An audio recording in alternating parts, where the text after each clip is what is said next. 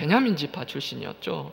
그리고 이 사울은 다윗을 죽이고 싶을 정도로 시기하고 미워했었습니다. 그런데 끝내 사울은 다윗을 죽일 수 없었죠. 오히려 하나님이 사울을 버렸을 때 사울은 자기의 아들들과 함께 블레셋과의 전장에서 전사하게 되죠. 그리고 그 뒤를 이어서 다윗이 왕권을 잡게 됩니다. 그런데 다윗은 베냐민 지파가 아니라 유다 지파죠. 다른 지파가 이제 왕위를 물려받게 됐다라는 거예요. 그렇기 때문에 당연히 왕족이 되었었던 이 베냐민 지파는 이 다윗을 왕으로 인정하고 싶지 않은 분위기가 베냐민 지파 가운데 분명히 있었을 겁니다. 그래서 다윗을 따르는 자들과 베냐민 지파를 중심으로 사울을 추종하는 세력들과의 내전이 발생하게 되죠. 사울은 이미 죽었고 다윗이 이제 왕권을 물려받는 상황이 되었음에도 불구하고 베냐민 지파 출신의 사람들이 끝까지 내전을 일으키면서 다윗을 추종하는 사람들과 전쟁이 일어나요. 무려 8년이 지나서야 다윗이 완전히 이스라엘의 왕이 되게 됩니다. 그리고 다윗의 아들 압살롬이 그리고 나서 성경에 보면 이 베냐민 지파 사람들과의 다윗과의 갈등의 사건들이 묘사되고 있다는 것을 우리가 알 수 있어요. 특히 이제 다윗의 아들 압살롬이 반역을 일으켰을 때 다윗이 왕궁을 버려놓고 예루살렘을 포기하고 좀 수치스러운 모습으로 도망을 치게 되는 장면이 있는데, 이때 한 인물이 도망하는 다윗을 보면서 저주를 퍼붓는 인물이 한 명 있어요. 사무엘하 16장 7절과 8절을 보면, 사무엘하 16장 7절은 제가 읽고요, 8절은 여러분들이 한번 읽어주시겠습니다. 시므이가 저주하는 가운데 이와 같이 말하니라. 피를 흘린 자여, 사악한 자여, 가거라 가거라. 8절입니다. 시작.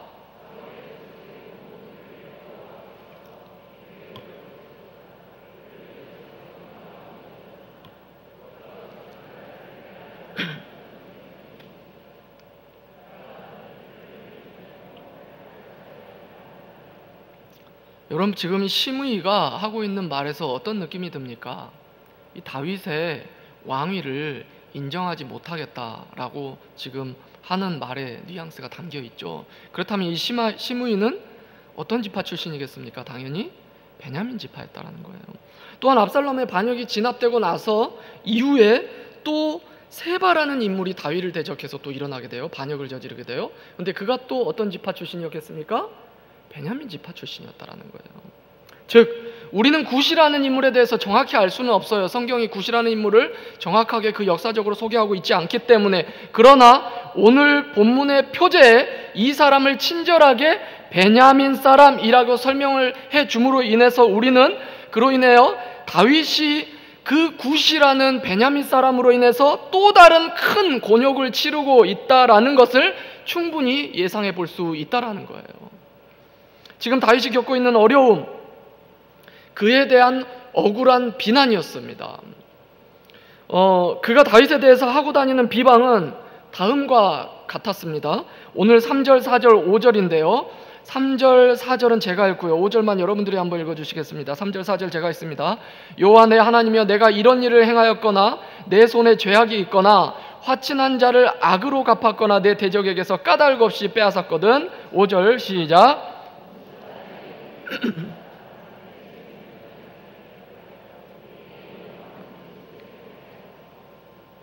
지금 다윗은 이렇게 말하고 있는 겁니다. 만약 제가 만약 제 자신의 동맹군의 뒤통수를 쳤거나 또는 아무리 적 국가의 주민이라고 해도 그들을 이유 없이 약탈하고 다녔다면 하나님께서 저를 원수에게 짓밟히게 하여 주십시오 라고 간구하고 있다는 거예요. 여러분, 이게 무슨 의미일까요? 지금 이 두 가지가 사실 이 다윗에 대한 모함과 비방의 말들이라는 거예요. 그러니까 다윗은 이 두 가지에 대해서 너무나도 억울한 나머지, 만약에 이 두 가지가 사실이라면 저를 원수로 하여금 짓밟히게 하여 주시옵소서라고 기도한다라는 거예요. 억울하다라는 거죠, 이 두 가지는. 즉, 누구인지 정확하게 모르는 이 인물은 다윗에 대해서 이 두 가지 내용으로 비방하면서 모함하고 있었다라는 거예요. 아마 다윗이 왕권을 가지고 있는 것에 대해서 불만을 품으면서 이 다윗의 왕권에 해가 되고 누가 되게 하기 위해서 그가 자질이 없다, 그는 어진 임금이 아니다라는 것을 강조하기 위해서 그는 적국의 주민들을 이유 없이 약탈하고 다니는 자다, 또는 그가 한 가지 더 동맹한 국가의 사람들도 뒤통수 치는 파렴치한 인간이다 라고 헛소문을 퍼부리고 다녔다라는 것이죠. 여러분 혹시 자신에 대해서 사실과 다른, 맞지 않은 어떤 그런 말을 누군가 흘리고 다니는 경험을 해본 적 있으십니까? 그리고 그것으로 인해서 곤란했던 경험이 있습니까? 물론 좋은 소문이야 뭐 그렇다 치고 좋지 않은 이야기인데, 자신에 대해서 사실 무근의 이야기를 사실도 아닌데 누군가 하고 다녔을 때 그 곤란함과 어려움, 여러분들 혹시 당했던 적 있습니까? 만약에 근데 정말로 그것을 당한 당사자라면 그 상처와 그 피해는 사실 회복하는 게 쉽지 않아요. 이제 청년들 가운데서도 사실 제가 이제 연애 부분에 있어서 아이들한테 주의를 주는 부분은, 너희들이 누가 어떤 친구들이 연애를 하고 있어도 그것에 대해서 너희들이 이야기하고 다니지 말아라. 무슨 말입니까? 그 친구가 만나고 있든 헤어지든 그걸 얘기거리로 삼지 말아라. 그거 얘기거리로 돌아버리면 걔네들 나중에 회복이 안 돼서 교회 공동체를 떠나는 일까지 발생하거든요. 그러니까 정확하게 알지도 않은 사실에 대해서 뒤에서 이야기하고 있으면 그게 당하는 입장에서는 굉장히 치명적인 상처가 되기도 한다는 거예요. 몇 해 전에 개봉했던, 여러분 재심이라는 영화 혹시 들어보셨습니까? 재심. 2000년 8월에 전북 익산에서 발생한 택시 기사 살인 사건을 소재로 다룬 영화입니다. 그런데 이 영화는 단순히 살인 사건을 다루는, 살인 사건에 대한 영화가 아니에요. 이 영화는 이 살인 사건 당시에 유일한 목격자였던 당시 15세의 최무군이 경찰의 강압적인 수사를 받고 자기의 의지와는 다르게 허위 자백을 하게 돼요. 이렇게 폭력과 폭언과 압박이 거짓된 말로 그가 회유가 돼서 허위 자백을 하게 되고, 결국 그가 자백을 했기 때문에 그래도 좀 참작을 해줘서 10년의 형을 선고받고 복역을 실제로 치르게 됩니다. 그리고 그가 10년 억울하게 10년의 징역형을 살다가 나왔을 때 그를 기다리는 것은 뭐 주변에 너 억울해서 어떠니 이런 말이 아니라, 출소 후에 설상가상으로 근로복지공단으로부터 죽은 택시기사의 사망보험금의 이자까지 해서 1억 4천만 원의 구상권 청구까지 당합니다. 그러니까 자기가 죽이지도 않은 거 산 것도 억울한데 나오니까 이 택시기사의 사망보험금까지 책임지라는 거예요. 그러니까 도저히 참다 못해 이 사람이 재심을 신청하게 되죠. 그리고 검찰과의, 그걸 돌려놓지 않으려는 검찰과 경찰들과의 지리한 싸움 끝에 2016년 11월에 드디어 무죄를 선고받습니다. 영화는 여기까지이고요. 영화가 출시되고 다음에 2018년 3월에 진범이 체포됩니다. 여러분, 누군가의 억울한 지목에 의해서 이 소년은 인생이 엉망이 되어버렸어요. 10년의 복역기간 동안 그 억울함 상상이나 갑니까? 그리고 자신이 무죄 판결을 받았다고 해도 그가 그 모든 상처와 아픔이 치유가 될까요? 평생 트라우마 가운데 살게 될 겁니다. 여러분도 아마 누군가의 거짓된 비방에 힘들었던 기억이 있을 거예요. 저도 사실 목회 경력이라고 해봤자 뭐 얼마 되지 않지만, 뭐 한참 초보지만 가끔 이런 경우를 좀 당하게 됩니다. 아무래도 이제 목회자다 보니까 이제 주변에서 뭐 관심도 받고 그렇게 되다 보니까 저와는 상관없는, 저와는 무관한 얘기들이 이렇게 도는 경우도 있었어요. 그래서 한 번은 어떤 분이 왜 그렇게 말을 했는지는 몰라도 얘기를 제가 나중에 듣고 얼마나 인격적으로 모욕감이 느껴지고 모멸감이 느껴지고 수치스럽고 억울하고 이 마음이 아팠든지 실제적으로 이 가슴에 통증이 한동안 느껴지더라고요. 마음이 진짜 쥐어짜는 듯이 통증이. 본문에서 다윗이 겪고 있는 아픔과 곤란함도 사실 이해 못지 않았을 거예요. 아까 그 15년을 살았던 억울한 사람. 그래서 자신이 처한 처지를 이렇게까지 표현합니다. 사실 이렇게까지 잔인한 표현을 상식적, 일반적인 상황에서는 쓰지 않거든요. 2절입니다. 여러분 2절 한번 읽어보시겠습니다. 본문의 2절입니다. 시작.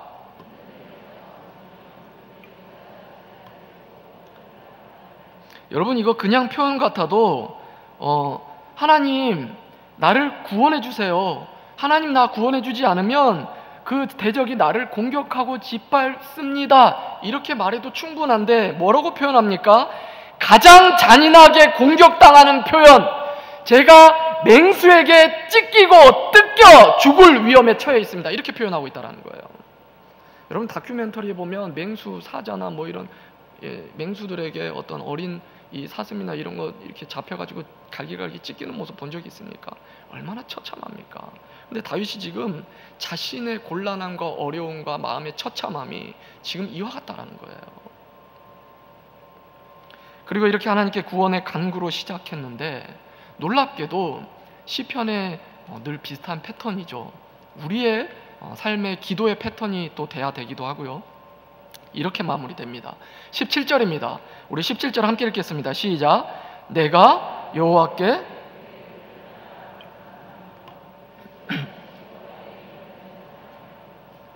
하나님께 이 고통스러운 가운데 구원을 호소했던 다윗의 이 간구는 어느덧 하나님께 감사와 찬양으로 마무리되고 있다는 거예요. 그런데 여러분 중요한 것은 그냥 감사와 찬양으로 어떻게 마무리됐다 이 말을 하고 싶은 게 아니라 그가 감사하고 찬양하는 그 내용이 있습니다. 여러분 지금 다윗이 감사하고 찬양합니다라고 하는데 그 이유가 뭐라고 말하고 있습니까? 바로 내가 여호와께 그의 무엇을 따라? 그의 의를 따라. 바로 하나님의 의, 즉 하나님의 공의에 대해서 지금 다윗은 찬양하고 감사하고 있다라는 겁니다. 사실 시편을 읽어보신 분이라면 본 시편뿐만 아니라 적지 않은 시편들이 하나님의 공의를 찬양합니다. 하나님의 공의를 감사하고요. 그걸 기뻐 찬양해요. 그냥 고백이 아니라. 그렇다면 하나님의 공의가 뭐죠, 여러분? 하나님의 공의라는 것은 하나님의 절대 공정하심과 정의로우심이죠. 그렇기 때문에 하나님은 절대로 공정하신 분이기 때문에 치우치지 않는 분이기 때문에 하나님은 죄에 대해서도 그냥 넘어가지 않습니다. 죄와 악에 대해서도 방치해 놓지 않아요. 그것에 대해서 그 죄값을 반드시 처벌하신다. 이게 바로 하나님의 공의입니다. 여러분 우리가 하나님을 찬양하고 하나님을 찬양하고 기뻐한다라고 했을 때, 하나님의 성품을 찬양한다고 했을 때 우리는 보통 어떤 하나님의 성품을 찬양합니까? 일반적으로 우리가 하나님의 성품을 찬양하면 하나님의 사랑과 은혜와 은혜 베푸심과 자비로우심 이런 것들을 우리가 많이 찬양하죠. 그래서 사실 오늘 본문과 관련된 찬양을 찾으려고 하는데 정말로 찾기가 힘들더라고요. 하나님의 공의. 그런데 하나님의 공의를 찬양하기란 왠지 이게 부담스러워요. 왜입니까? 심판, 처벌과 관련되어 있기 때문에. 죄에 대해서 처벌하고, 죄에 대해서 심판하고, 죄인에 대해서 처벌하고, 죄인에 대해서 심판하고, 지옥 불구덩이에 던지신다는데 그걸 찬양하는 게 쉽지 않아요. 굉장히 부담스럽습니다. 그런데 본문의 시인은, 물론 많은 시편에서 시인은 하나님의 공의를 실제적으로 감사하며 찬양하고 있다는 거예요. 그렇다면 우리가 생각하는 것 이상으로 이 하나님의 공의가 우리 입에서도 마땅히 나와야 할 찬양이라는 겁니다. 그렇다면 그것이 무엇입니까? 시인이 하나님의 공의를 찬양하는 이유가 무엇일까요? 그리고 우리도 마땅히 하나님의 공의를 찬양해야 하는 그 이유가 뭘까요, 여러분? 본문에서 그 이유를 찾는다면 바로 이것이라고 이야기할 수 있죠. 바로 이 하나님의 공의가 하나님 시인의 억울함을 해소해주는 실제적인 해결책이 되었기 때문이에요. 실제적인 해결책이 되었기 때문이에요. 11절, 12절, 13절인데요. 11절과 12절은 제가 읽고요. 13절은 여러분들이 읽겠습니다. 하나님은 의로우신 재판장이시며 매일 분노하시는 하나님이시로다. 사람이 회개하지 아니하면 그가 그의 칼을 가시며 그의 활을 이미 당기어 예비하셨도다. 13절 시작.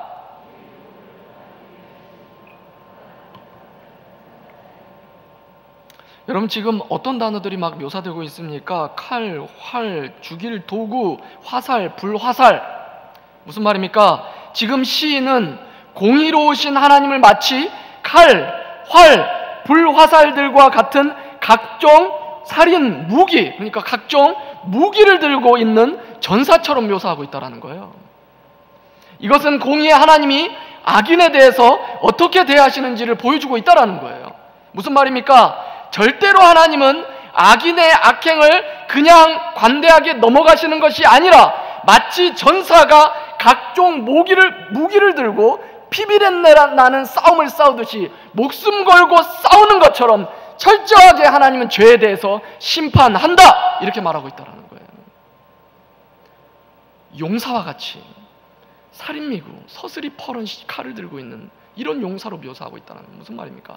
절대로 관대하게 넘어가지 않는, 그냥 넘어가지 않고 그것은 처절하게 싸우는 용사처럼 반드시 그건 심판한다, 이렇게 표현하고 있다는 거예요. 그래서 여러분, 누군가 다른 사람을 향해 모함이나 거짓된 비방은 결국 하나님의 이 진노의 심판 앞으로 스스로가 걸어가는 모습이라는 거예요. 누군가 다른 사람을 향해 모함이나 거짓된 비방, 그러니까 악행은 이 하나님의 이 무시무시한 진노의 심판, 이 공의에 스스로가 걸어 나아가는 모습이라는 거예요. 그래서 시인은 악인의 이 심판을 이렇게도 묘사합니다. 14절, 15절, 16절인데요 14, 15절은 제가, 16절은 여러분들이 읽겠습니다. 악인이 죄악을 낳으며 재앙을 베어 거짓을 낳았도다. 그가 웅덩이를 파 만들며 제가 만든 함정에 빠졌도다. 16절 시작.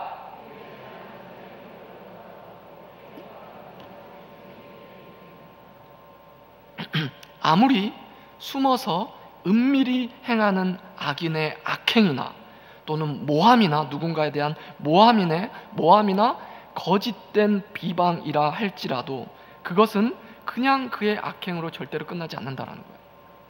무슨 말입니까? 온 세상을 심판하시는 하나님의 공의를 절대로 벗어날 수 없다는 거예요. 그 하나님의 공의에서 그 누구도 이러한 악행, 아무리 은밀하다고 해서 이러한 악행은 절대로 하나님의 공의에서 자유로울 수 없다. 즉 그의 악행은 고스란히 그의 심판이 될 것이다, 이렇게 말하고 있다는 것. 그래서 그가 행하는 모든 추악한 음모는 결국 자기의 함정을 만드는 꼴이다, 이렇게 말하고 있다는 것. 16절, 그의 재앙은 자기 머리로 돌아가고 그의 포악은 자기 정수리에 낼 것이다. 은밀하게 누군가를 은밀하게 비방하고 그를 거짓되게 모함하는 그 행위는 자기는 은밀하다고 아무도 모를지라도 생각한다라도 하나님의 공의는 그것을 자기에게 심판으로 돌릴 것이다, 이렇게 말하고 있다는 거죠. 그래서 여러분, 악인에 대한 하나님의 공의는 단순히 잘 생각해야 됩니다. 그래서 여러분, 악인을 향한 하나님의 공의는 단순히 심판의 의미만 있는 게 아니에요. 공의는 동전의 양면의 의미를 갖고 있겠죠. 무슨 말입니까? 공의는 악인을 향해서는 하나님의 심판의 무시무시한 칼날이지만 반대측에서는 의인을 향한 하나님의 구원의 열심이라는 거예요. 즉 하나님 안에 있는 하나님 백성에게 있어서 결국 그를 지키시고 보호하시는 하나님의 구원의 손길이 되는 거예요. 하나님의 공의는. 10절입니다. 그래서 시인은 하나님의 공의를 이렇게 표현합니다. 10절 다 같이 읽겠습니다. 시작. 나의 방패는 마음이 정직한 자를 구원하시는 하나님께 있도다. 지금 맥락 가운데 이 하나님은 공의의 하나님이에요. 하나님의 백성, 의인, 하나님의 백성에 대해서 나의 방패는 공의의 하나님이다, 이렇게 표현하고 있다는 것이죠. 시인은 고백하는 겁니다. 하나님의 공의는 원수에게는 심판이지만 나에게는 구원의 방패입니다.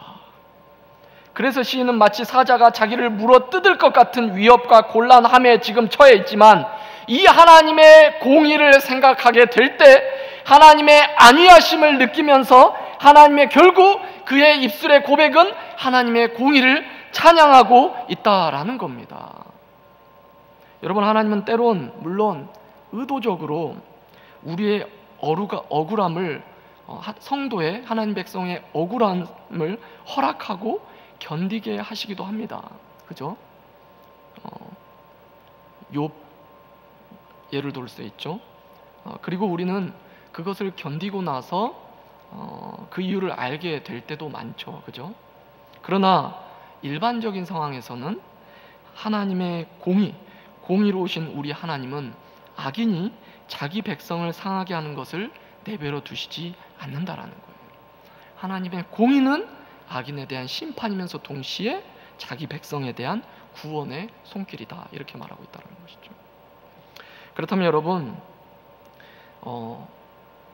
믿지 않는 악인이면 좋은데 성도가 성도를 힘들게 하는 경우는 어떻게 생각해야 될까요? 여러분, 성도가 성도에게 뒤에서 그를 이렇게 험담하고 비방하고 거짓말을 절대로 해서는 안 되겠죠. 시기심이나, 그런데 이제 우리가 연약한 인간인지라 시기심이나 미워하는 마음에 실수를 할 때도 있어요. 할 수도 있죠. 그렇다면 재빨리 회개하고 당사자에게 용서를 구해야 되겠죠. 이건 당연할 것입니다. 그런데 이거보다 더한 상황이 뭡니까? 성도가 나를 곤란하게 했는데 이 성도는 자기가 무슨 실수를 저지르는지도 몰라요. 의도하지 않는 실수들, 성숙하지 않아서 생각 없이 다른 사람들을 말로 상처받게 하는 실수도 분명히 있거든요. 상처가 되는 말을 함부로 하는 성도도 있을 수 있다는 거예요. 이런 경우는 우리가 어떻게 해야 될까요? 하나님은 그분이 깨닫고 돌이킬 수 있도록 그에게 어떤 깨닫게 되는 과정을 분명히 허락하신다라는 거예요. 그 섭리 가운데. 여러분, 그런 경험 없습니까? 내가 누군가와의 불편한 관계 또는 누군가 나를 함부로 대하는 경우가 있을 수 있어요. 그렇죠? 근데 그분이 성도예요. 그리스도인인데 나를 함부로 해요. 그분은 의도적인지 아닌지는 모르겠는데 함부로 해서 제가 너무 힘들어요. 그런 경우에 여러분들 어떤 생각을 합니까? 보통 자기를 돌아보게 되죠. 그가 나를 함부로 하게 될 때 우리는 나는 혹시 주변에 함부로 하고 있지 않은가, 자기 성찰과 반성을 하게 되는 경우가 있다라는 거예요. 저만 그렇습니까? 여러분 안 그러신가요? 전에 교회에서 함께 사역했던 동역자였던 한 동기 목사님이 있어요. 근데 이렇게 전도사 시절에 같이 사역을 했는데 그분은 개혁주의 신학에 굉장히 심취해 있던 분이에요. 그래서 이 개혁주의 신학에 안 맞다고 생각을 되면 어떤 교역자들끼리 같이 어떤 행사나 어떤 일을 해야 됨에 있어서 나는 신학과 신앙의 양심상 이거 못하겠다라고 빠져버립니다. 그러면 동역이 안 되는 거죠. 그래서 주변에 있는 동역자들이 굉장히 좀 힘들기도 했어요. 교회 상황에 따라서 때로는 같이 해줘야 되는데 나는 그거 동의할 수 없다라고, 이렇게 못하겠다라고 선을 그어버리는, 주변에서 이제 불편함을 다 감수해야 했죠. 그런데 이분이 사역지를 옮겨서 이제 저랑 이런저런 통화를 하는데 그런 말을 하더라고요. 자기와 함께 하는 후배 전도사님이 있는데 이분이 또 그렇게 올곧으신 분이라 자기가 생각해서 아니라고 생각되는 부분은 안 해버린대요. 그래서 이 후배를 보면서 혼자 그런 생각을 했대요. 아니, 어디서 많이 보던 모습이다. 그러면서 미안하다고 저한테 사과를 하더라고요. 여러분, 그래서 우리는 하나님의 공의를 안다면 우리가 억울한 상황에서도 그것을 갚으려고 하지 않아도 된다는 거예요. 마주해서 얘기해야 할 때는 해줘야 되겠지만 보복하지 않아도 된다라는 겁니다. 하나님의 공의가 그것을 반드시 올바른 자리로 돌려놓기 때문이라는 거예요. 만약에 악인이라면 의인을 구하기 위해서 하나님은 심판하실 것이고, 그가 또한 의인이라면 그가 깨닫는 과정으로 그를 분명히 연단하는 과정이거나 하나님의 섭리 가운데 되돌려 놓는다라는 겁니다. 그리고 또한 그 과정 가운데 우리도 누군가를 대하는 우리의 태도 또한 되돌려 놓으신다라는 것이죠. 할렐루야. 하나님의 공의입니다. 그래서 우리는 하나님의 공의를 신뢰할 수 있고 이 공의가 주는 혜택을 누리며 그것을 찬양할 수 있어야 한다라는 것이죠. 그리고 나아가서 우리가 하나님의 공의를 찬양하며 감사해야 하는 이유가 또 한 가지가 있죠. 어떻게 보면 가장 중요한 이유라고 말할 수 있는데, 바로 즉 저와 여러분의 구원, 이 구원이 바로 하나님의 공의에서 비롯된다라는 거예요. 무슨 말일까요? 6절과 7절입니다. 6절 제가 읽고요, 7절 여러분들이 한번 읽어주시겠습니다. 여호와의 진노로 일어나사 내 대적들의 노를 막으시며 나를 위하여 깨소서. 주께서 심판을 명령하셨나이다. 7절 시작.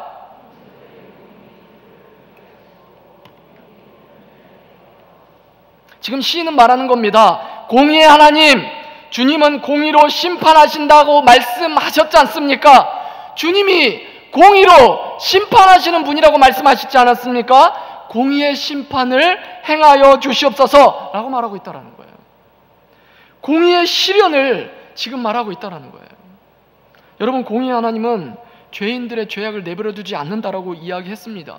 이게 하나님의 공의라는 것이죠. 지금 이것을 두고 하나님 이 공의를 행하소서 이렇게 말하고 있는 거예요. 그리고 이것은 우리의 구원에 있어서도 굉장히 중요합니다. 무슨 말일까요? 하나님의 공의가, 죄인을 심판하시는 하나님의 공의가 우리의 구원에 있어서도 중요하다. 여러분, 지난번에 한 청년이 저에게 와서 제가 신방을 하는데 그런 얘기를 하더라고요. 자기가 직장 생활을 첫 번째 직장 생활을 했는데 그때 이 너무 힘들었대요. 잠도 못 잘 정도로 직장 생활이 너무 힘들으니까 그 전에는 한 번도 그런 생각이나 그런 고백이 입에서 나와본 적이 없는데 저절로 자기 입에서 마라나타 주여 어서 오십시오라고 입술에 고백이 나오더라는 거예요. 무슨 말입니까? 천국 소망이 절로 막 일어나더라는 것이죠. 여러분, 이 땅의 삶이 아무리 좋아도요, 이 땅의 삶에서는 진정한 평안과 안식을 누릴 수 있습니까? 잠시 잠깐씩 하나님 주신 은혜와 기쁨 가운데 그것들 맛볼 수는 있어요. 하지만 그거보다 더 많은 세월이 우리는 인생의 고단함과 비참함을 느끼는 시간이라는 거예요. 그렇죠? 여러분들의 머리 가운데 지금 이 순간에도 앉아있지만 머리 아픈 생각해야 될 것, 문제, 곤란함 얼마나 많습니까? 아무리 좋은 것들 많이 누리고요, 뭐 가지면 그것들 해결될 것 같지만 가보면 그 손에 잡히지 않는다라는 거예요. 평안과, 우리가 소망하는 평안과 안식. 그런데 여러분, 만약 하나님의 공의가 없다면 우리는 그저 괴롭고 슬프고 비참한 이 인생이 그저 우리의 인생 그 자체예요. 또한 이 땅에 무슨 얘기냐면 이 땅에 하나님 나라란 있지 않다라는 거죠. 하나님의 공의가 죄악을 심판하기 때문에, 잘못된 것을 심판해 내시기 때문에 우리는 다시 하나님의 은혜와 사랑과 자비 가운데 새 생명을 누리며 천국을 결국 궁극적으로 누릴 수 있다라는 거예요. 하나님의 공의가 선행되기 때문에 하나님의 은혜를 우리가 결국 누릴 수 있다라는 것이죠. 하나님의 공의가 결국 모든 것을 심판하고 다시 고쳐놓게 된다라는 겁니다. 공의가 아니면 하나님이 이 세상을 구속하실 이유가 없습니다. 잘못된 거 되돌려 놓으실 이유가 없다라는 거예요. 그냥 내버려 둘 수도 있죠. 하나님의 거룩한 성품에서 나오는 공의가, 이 땅 가운데 죄악 내버려 두시지 않는 하나님의 공의가 결국 이거 되돌려 놓으시고자 결국 그 거룩한 상품에서 나오는 이 공의가 세상을 심판하시고 모든 죄값을 치러내시고 예수 그리스도를 통해서 다시 새롭게 하시는 동기가 되었다라는 거예요. 결국 우리의 구원, 하나님 나라의 시작은 하나님의 공의가 있었기 때문이라는 것이죠. 그래서 여러분, 공의는 우리의 마땅히 찬양할 바라는 거예요. 하나님의 은혜와 자비와 사랑뿐만 아니라 하나님의 공의도 틀림없이 우리의 가장 중요한 구원의 원인이기도 하고, 뿐만 아니라 우리 삶의 실제 문제를 해결해주는 귀한 해결책이 되기 때문에 우리의 찬양할 이유다, 이렇게 말할 수 있다는 것이죠. 지금 누군가의 어떤 잘못된 말이나 행동으로 인해서 혹시 마음에 부담이나 어려움이 있는 분들이 있습니까? 사실 이 하나님의 공의를 믿고 그 어려움을 이겨내신 분이 있죠. 어려움을 스스로가 감수해낸 분이 있죠. 누굽니까? 우리 주 예수님이죠. 베드로 사도가 베드로전서 2장 22절과 23절에서 이것을 말했습니다. 앞에 나옵니다. 제가 22절 읽고요, 여러분들이 23절 읽겠습니다. 22절입니다. 그는 죄를 범하지 아니하시고 그 입에 거짓도 없으시며, 23절 시작.